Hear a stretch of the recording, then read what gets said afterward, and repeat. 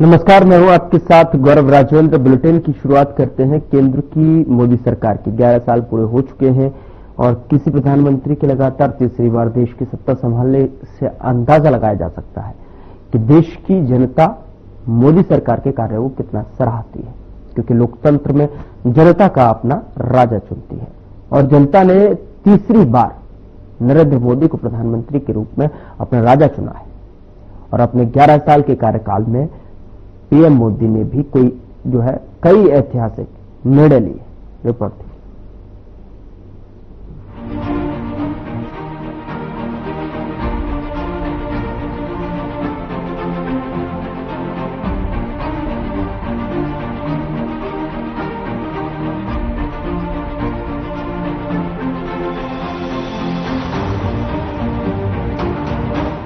केंद्र में मोदी सरकार के 11 साल सफलतापूर्वक पूरे हुए। मोदी सरकार ने पिछले 11 साल में भारत की संस्कृति को बढ़ावा देने और उसे पूरी दुनिया तक पहुंचाने के लिए कई बड़े कदम उठाए हैं। फिर चाहे प्राचीन मंदिर का उद्धार हो या कायाकल्प या फिर पुराने परंपराओं को जीवित करना, पिछले 11 साल में प्रधानमंत्री नरेंद्र मोदी के नेतृत्व में देश में कई मंदिर कॉरिडोर बने हैं और तीर्थ स्थलों का पुनर्विकास हुआ है। इसमें काशी विश्वनाथ कॉरिडोर, महाकाल लोक कॉरिडोर, मां कामाख्या मंदिर, अयोध्या में राम मंदिर, केदारनाथ धाम हो, जूना सोमनाथ मंदिर हो, आस्था पुनर्स्थापित करने के साथ स्थानीय अर्थव्यवस्था और पर्यटन को बढ़ावा दे रहे हैं। इतना ही नहीं, मोदी सरकार ने 11 साल में 4 धाम राजमार्ग परियोजना, हेमकुंड साहिब रोपवे, बौद्ध सर्किट और करतारपुर साहिब कॉरिडोर जैसी परियोजना को भी अमली जामा पहनाया है। भारत के राष्ट्र निर्माताओं को उचित सम्मान देने की दिशा में भी मोदी सरकार ने कई उल्लेखनीय कदम उठाए। प्रधानमंत्री संग्रहालय वार मेमोरियल जलियांवाला बाग, गुजरात में Statue of Unity, India Gate पर नेताजी सुभाष चंद्र बोस का स्टैच्यू इसकी मिसाल है। साथ ही भारत मंडपम और नई संसद भवन भी भारत की संक्रांत विरासत की प्रतीक बनकर उभरे हैं। देश की खोई हुई विरासत लाने में मोदी सरकार ने खूब काम किया है। 2013 से पहले चोरी की गई 13 प्राचीन वस्तुएं वापस की गई, जबकि 2014 के बाद से अब तक 642 प्राचीन वस्तुएं वापस पूरे सम्मान के साथ लौटी हैं। Bureau report.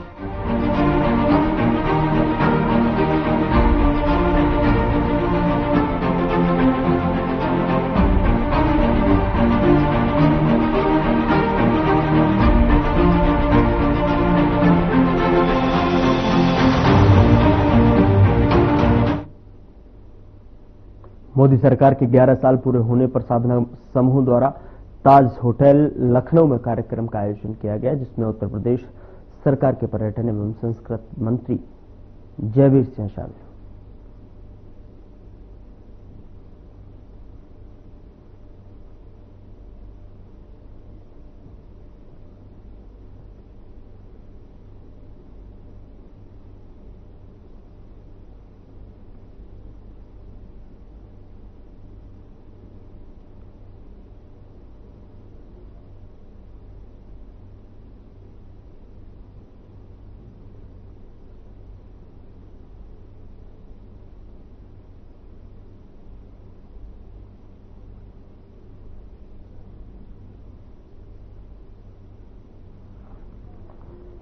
साधना समूह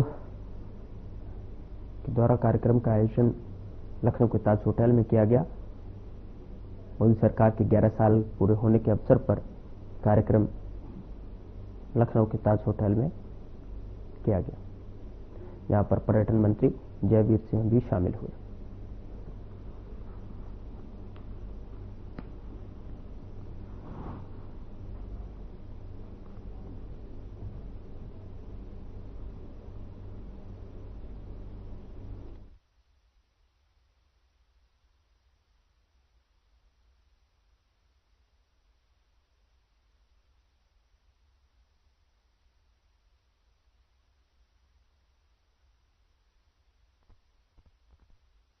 चाहता हूं कि आदरणीय मंत्री जी कृपया आप आए और हम लोग दीप प्रज्वलन का कार्यक्रम शुरू करेंगे। योगी आदित्यनाथ जी के नेतृत्व में 2017 की सरकार चलना शुरू हुई। बेखौफ होकर के, निर्द्वंद होकर के उन्होंने जिस तरीके से कानून का राज स्थापित करने का काम किया, पूरे प्रदेश में झंडा राज को खत्म करने का एक शपथ ली और उसका परिणाम देखने को मिला कि पूरे प्रदेश में चाहे अपराधियों के खिलाफ कार्रवाई करने की बात हो, चाहे 454 अपराधियों के प्रति, अपराध के प्रति जीरो टॉलरेंस की नीति को अख्तियार करते हुए उत्तर प्रदेश की सरकार ने जो ऐतिहासिक और महत्वपूर्ण ठोस कदम उठाए, उसका परिणाम है कि प्रदेश अपराधों से मुक्त हुआ, प्रदेश दंगों से मुक्त हुआ, प्रदेश में इन 8 सालों में एक भी दंगा नहीं हुआ। तो इस तरह आज तो एक और ऐतिहासिक काम है, बहुत जल्दी एक सौगात देश को, राज्य के नाम और खासकर उत्तर प्रदेश के नाम मिलने वाली है। एयर कनेक्टिविटी में एशिया का सबसे बड़ा एयरपोर्ट हमारे उत्तर प्रदेश की समनिर्भर जेवर में बहुत जल्दी शुरू होने जा रहा है।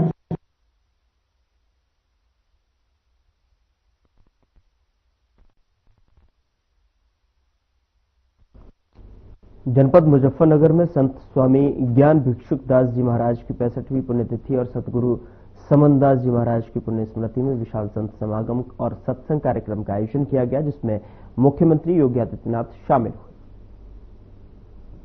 पूज्य संतों की परंपरा की बात करते हैं तो मध्यकाल में जब देश गुलामी की बेड़ियों से जकड़ा हुआ था, विदेशी आक्रांताओं के द्वारा भारत की धर्म और संस्कृति को रौंदा जा रहा था, उस कालखंड में ज्योति की एक पुंज के रूप में सद्गुरु रविदास जी महाराज का आविर्भाव होता है। काशी में जो भारत की सनातन धर्म की प्राचीन नगरी है, उस काशी में सीर गोवर्धन में सद्गुरु रविदास जी महाराज का आविर्भाव होना और उन्होंने अपने कर्म साधना के माध्यम से जो एक प्रेरणा वहां से दी, वह आज भी पूरे देश के लिए, हर श्रद्धालु जन के लिए एक मार्गदर्शक के रूप में काम करती है। जब हम सद्गुरु रविदास जी महाराज के बारे में चर्चा करते हैं, बहनों और भाइयों, सद्गुरु रविदास जी महाराज ने सामाजिक आडंबर और कुरीतियों के प्रति समाज को जागरूक भी किया, कर्म पर विश्वास करने की प्रेरणा दी, एक आध्यात्मिक चेतना का जागरण किया और उन्होंने कहा था, मन चंगा तो कठौती में गंगा। बहनों और भाइयों, ये संत सद्गुरु रविदास जी महाराज का कथन ये जीवन में आंतरिक पवित्रता और निर्मलता का प्रतीक होता है, एक नई प्रेरणा है और इसीलिए उन्होंने सामाजिक बुराइयों से दूर रहने के लिए समाज को एक नई प्रेरणा दी। संत रविदास जी महाराज के गुरु रामानंद जी महाराज ने कहा था, जाति पाति पूछे नहीं कोई, हरि को भजे सो हरि का होई। और यही परंपरा आगे बढ़ती है। तो संत रविदास जी ने उस समय इस बात को कहा था कि ऐसा चाहूं राज में जहां मिले सबन को अन्न, छोट बड़ो सम बसे, रविदास रहे प्रसन्न। बहनों और भाइयों, कितनी दिव्य वाणी है, कितनी दिव्य वाणी है सद्गुरु रविदास जी महाराज की। उन्होंने कहा, यह रविदास तब प्रसन्न रहेगा जब बिना भेदभाव के सबको समान रूप से अधिकार मिलेगा, सबको अन्न मिलेगा। और याद करिए, संत रविदास जी महाराज की इन बातों को अक्सर सह किसी ने लागू किया।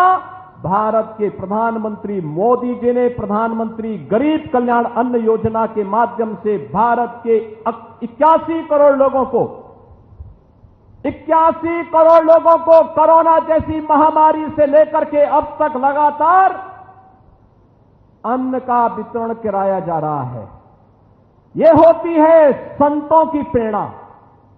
ये मेरा सौभाग्य है सद्गुरु रविदास जी महाराज की पावन जन्मभूमि सीर गोवर्धन काशी में वहां पर प्रधानमंत्री मोदी जी की प्रेरणा से हम लोगों ने पहले वहां पर 14 के पहले, मोदी जी के आने के पहले वहां जाने का रास्ता बहुत संकरा था, सिंगल लेन का सड़क था। आज हमने वहां 4 लेन की सड़क से जोड़ दिया है। आश्रम को भव्य रूप दे दिया है, बहुत भव्य रूप दे दिया है। और आश्रम को भव्य रूप देने के साथ साथ सदगुरु रविदास जी महाराज की भव्य प्रतिमा स्थापना के साथ साथ अन्न क्षेत्र का निर्माण और रविदास जी महाराज के नाम पर सैकड़ों बीघा लैंड जमीन को खरीद करके वहां पर सदगुरु रविदास जी महाराज का के नाम का पार्क और उनकी एक भव्य प्रतिमा की स्थापना का काम भी वहां पर आज मोदी जी की प्रेरणा से संपन्न हो चुका है। बहनों और भाइयों, इन दिव्य संतों ने समाज को एक राह दिखाई और वह राह एकता की राह है, एकता की राह है, समाज को जोड़ने की राह है। वह राह जो कोई किराना और कांधला की घटना नहीं होने देती है। ये वही राह है जो हमें सुरक्षा की गारंटी भी देती है, हमारा संरक्षण की गारंटी भी देती है, हमारे उत्थान का मार्ग भी प्रशस्त करती है और सम और विषम परिस्थितियों में हमें लड़ने की भी प्रेरणा प्रदान करती है। और यही तो कार्य सदगुरु रविदास जी महाराज की प्रेरणा को आगे बढ़ाने का काम किया है इस सुख तीर्थ में संत स्वामी ज्ञान भिक्षुक दास जी महाराज ने। एक दिव्य संत थे। सुख तीर्थ भारत की सनातन धर्म की परंपरा का एक पौराणिक तीर्थ है। आज से नहीं, ये भागवत भूमि है। 5000 वर्ष पहले सुखदेव जी महाराज ने राजा परीक्षित को पहली भागवत की कथा इसी धाम पे सुना करके उन्हें मुक्ति का मार्ग प्रशस्त करने के लिए जीवन में भक्ति का, ज्ञान का और मुक्ति का क्या महत्व हो सकता है, इसकी प्रेरणा इसी पावन धाम में करवाया था।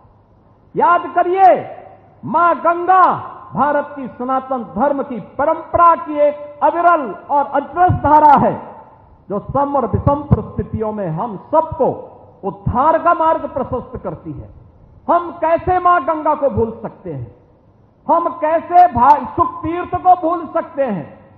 और याद करिए, ये 5000 साल पहले इसी तीर्थ में ये सब घटनाक्रम घटित होता है। दुनिया के अंदर कोई मत, मजहब, संप्रदाय ये तो बताएं कि 5000 साल का इतिहास कितने लोगों का है, कितने लोगों का है। ये केवल दावा आप कर सकते हैं जिसके उत्तराधिकारी आप हैं और जिसके बाद हमारे पूज्य संत जन हैं जो आज यहां पर इस सुख तीर्थ में यहां उपस्थित हुए हैं। और बहनों और भाइयों, आज जब हम यहां पे संत स्वामी ज्ञान भिक्षुक दास जी महाराज की 65वीं पुण्यतिथि पर यहां पर एकत्र हुए हैं, मैं उनकी स्मृतियों को नमन करता हूं, उन्हें विनम्र श्रद्धांजलि अर्पित करता हूं।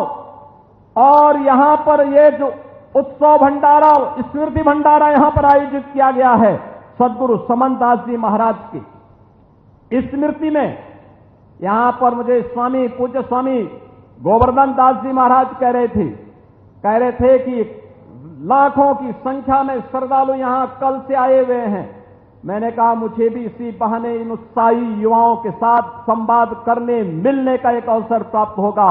और बहनों और भाइयों, मैं तो आपसे कहने के लिए आया हूं, इसलिए कहने के लिए आया हूं कि इस बार तो नहीं हो पाया, लेकिन अगली बार यहां के पूज्य संतों की प्रेरणा से जो मां गंगा की धारा को हम यहां से लेकर के गए हैं, यहां पर इस सदगुरु रविदास मिशन से जुड़े हुए समन दास जी महाराज के इस पावन आश्रम के सामने भी सदगुरु रविदास और पूज्य संत समन दास जी महाराज की स्मृति में एक घाट का निर्माण हम लोग कार्य करा के पूरा कर चुके होंगे। यहां की सड़कों के चौड़ीकरण के कार्य को भी आगे बढ़ाएंगे। साधना समूह के द्वारा मोदी सरकार के 11 साल पूरे होने पर ताज होटल लखनऊ में कार्यक्रम का आयोजन किया गया। जल में जहर आ रहा है, उस पे मैंने विशेष ध्यान दिया। इसमें मेरे पूर्व नगर आयुक्त इंद्रजीत सिंह का भी बड़ा सहयोग रहा, बड़ी मेहनत की उन्होंने भी, मैंने भी दिन रात इसको एक करके हमने सिवरी में प्लांट लगाया है और आज वो कूड़ा 12 लाख मेट्रिक टन रह गया है, बाकी पूरा समाप्त हो गया है।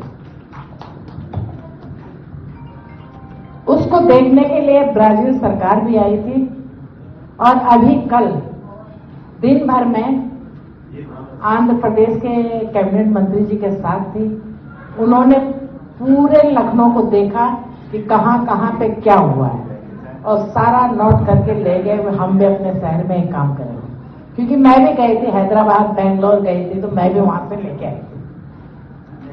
तीसरा, अभी हमारा जो कूड़ा सड़कों में पड़ा रहता है, इसको भी मैं हटाने का पूरा प्रयास कर रही हूं। साधना समूह के द्वारा मोदी सरकार के 11 साल पूरे होने पर ताज होटल में कार्यक्रम का आयोजन किया गया।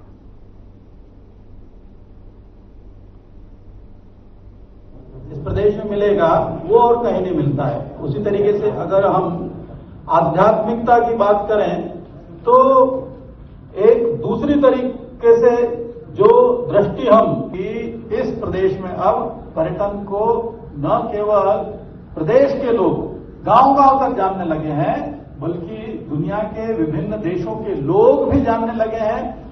जापान के यामानाशी के गवर्नर साहब जब यहां पर आते हैं और वो कहते हैं उत्तर प्रदेश के इन अद्भुत स्थलों को देखकर कि अब हमें समझ में आया कि क्यों हमारे पुरखे कहते थे कि स्वर्ग पश्चिम में स्थित है।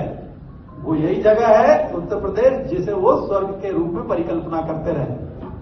यहां अभी गंगा मेकॉन्ग इनिशिएटिव के नाम पर म्यांमार, थाईलैंड, कंबोडिया, लाओपीडिया, वियतनाम 5 देशों के 50 उसमें मॉन्क्स थे, उसमें टूर ट्रेवल ऑपरेटर्स थे, लेखक थे, सोशल इन्फ्लुएंसर्स थे। जब वो आए तो यहां पर उनके स्वागत का और यहां के जितने भी ये स्थल हैं, इन आध्यात्मिक स्थलों को देख करके गदगद हो गए, जैसे उनके आंखों में एक। मुख्यमंत्री योगी आदित्यनाथ ने महाराजा सुहेलदेव स्मारक का उद्घाटन किया। यह स्मारक 6.803 हेक्टेयर में फैला हुआ है और इसकी लागत 40 करोड़ है। इस मौके पर उन्होंने 40 फीट ऊंची महाराजा सुहेलदेव की प्रतिमा का भी अनावरण किया है। साथ ही उन्होंने 1243 करोड़ की 384 विकास परियोजनाओं का लोकार्पण और शिलान्यास किया।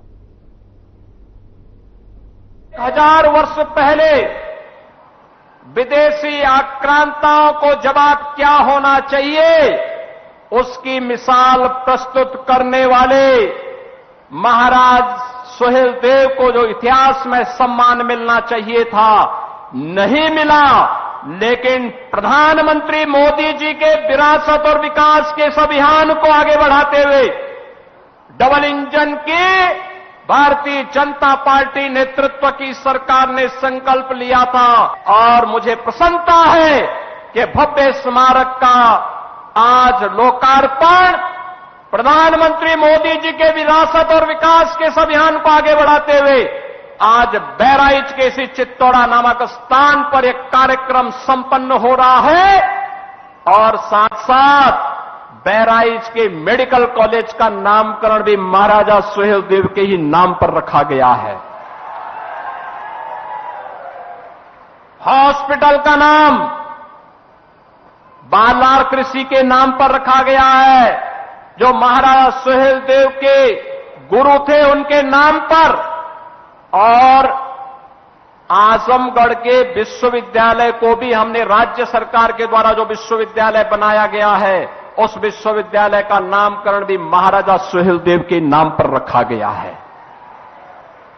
बहनों और भाइयों, महापुरुषों के प्रति सम्मान क्या होना चाहिए, उसकी एक अभिव्यक्ति है यह कार्यक्रम। उसकी एक अभिव्यक्ति है यह कार्यक्रम। और मैंने इसीलिए बहराइच के एक कार्यक्रम में आकर के तब कहा था, मैंने कहा था बहराइच की एक धरती पर आकर के मैंने कहा था कि विदेशी आक्रांताओं का महिमामंडन बंद होना चाहिए, राष्ट्र नायकों का सम्मान होना चाहिए, हर हाल में सम्मान होना चाहिए। और 1000 साल पहले इस प्रकार के शौर्य और पराक्रम की गाथा एक इतिहास थी, वह सच करके दिखाया था। महाराज सुहेलदेव ने इसी भूमि पर दिखाया था। आज ही की तिथि है 10 जून 1934। 10 जून 1934 और 10 जून 1934 की स्थिति पर जब महाराजा सुहेलदेव ने एक विदेशी आक्रांता जो गजनी से चला था भारत को लूटने के लिए, अपनी लगभग 3 लाख की सेना को लेकर, लेकिन उस विदेशी आक्रांता को, उस बर्बर आक्रांता को रोकने की युक्ति महाराज सुहेलदेव ने अपनी कूटनीति के नाते उन्होंने बड़ी प्रखरता के साथ मथुरा से लेकर के बहराइच तक पग पग पर उसके लिए इतनी बाधाएं खड़ी की कि यहां पहुंचते पहुंचते उस दुर्दांत आक्रांता की आधी सेना समाप्त हो चुकी थी।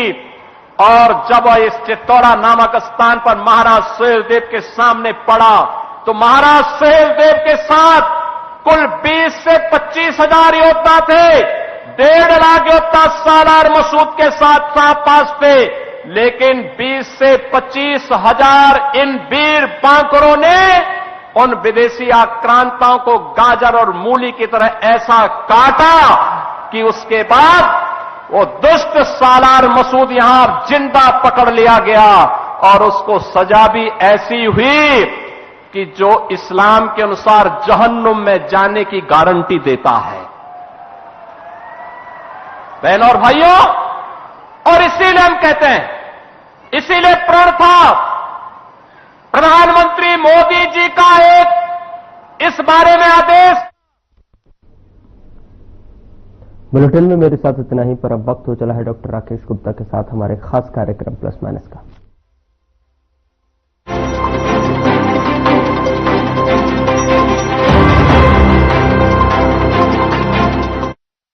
नमस्कार दोस्तों,